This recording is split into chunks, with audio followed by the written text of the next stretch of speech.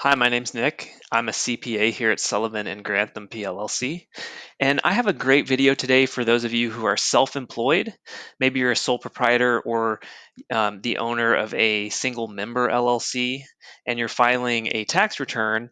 And each year you're trying to figure out ways to minimize your tax liability.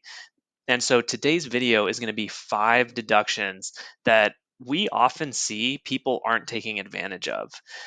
Number one is the home office deduction. This is a great deduction where we can allocate a percentage of your annual home expenses towards your business as a deduction. The way this works is if you have a dedicated space in your home that's used for your business's office, we would allocate a percentage based on the square footage. So, for example, if your office space at home was a 10 by 10 room, 100 square feet, and your entire home was 2,000 square feet, then we would divide 100 by the 2,000 and come up with 5%. And then we're able to take 5% of your annual home expenses, such as mortgage interest, property taxes, insurance, utilities, and we can even take a percentage of depreciation of the value of your home or the cost of your home.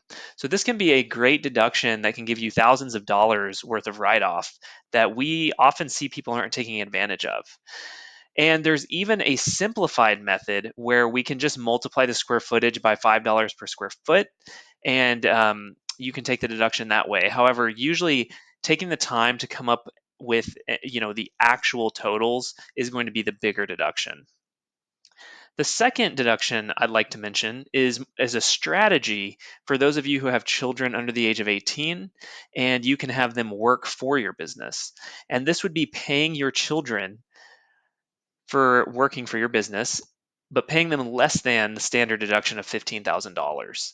So, as long as you pay your children a reasonable wage for work that they're doing for your business, and you're paying them less than the annual standard deduction, which is now $15,000 per person, then you do not need to withhold any taxes for them. They would not need to pay Social Security and Medicare tax. They would not need to file a tax return. And then there's no penalty for not filing a W-2 for them either because there are no taxes due. So this is a great way to help your kids learn the value of working, earning some income for themselves as opposed to, you working, paying taxes, and then giving them money to use for, college savings or things like that. This is a great way to get a deduction for yourself, but then let your kids earn their money for themselves. So this is a great one that we recommend if you're in a situation where you can make that happen. Then the third deduction will be telephone. And so this may seem obvious, but a lot of people, are paying for their phone bill and they are using it for their business and it's not being deducted. Now, this is something that we'll want to determine the business usage of. So, maybe it's 100% business use, in which case you would be able to deduct 100% of your telephone. But if it's being used, for personal and a little bit for business, then you'd want to allocate the percentage of that phone bill, that annual phone bill, as a business deduction. So this is another great deduction that a lot of times we see people aren't thinking of taking. So we always like to remind everyone of that.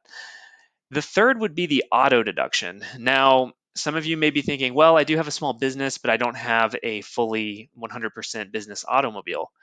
That's fine.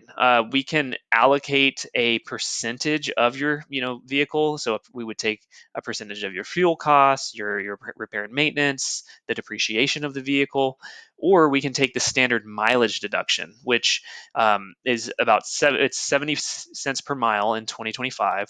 So for example, if you drove 10,000 miles for your business, we can multiply that by the 70 cents and you have a $7,000 write-off. So that's a great one. We want to make sure we're always keeping up with mileage and keeping up with a mileage log. And the final deduction in today's video that I'm going to talk about is what's called the self-employed health insurance deduction. So this deduction is great. This is when you are self-employed, so you don't really have the option of getting insurance through an employer. So instead, you're having to pay out of pocket.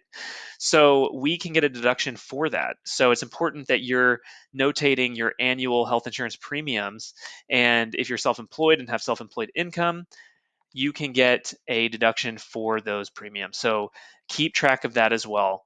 If you found today's video helpful, please give us a thumbs up, consider subscribing, leave a comment below, and stay tuned for more videos like this where we'll talk more about other deductions that are out there for you.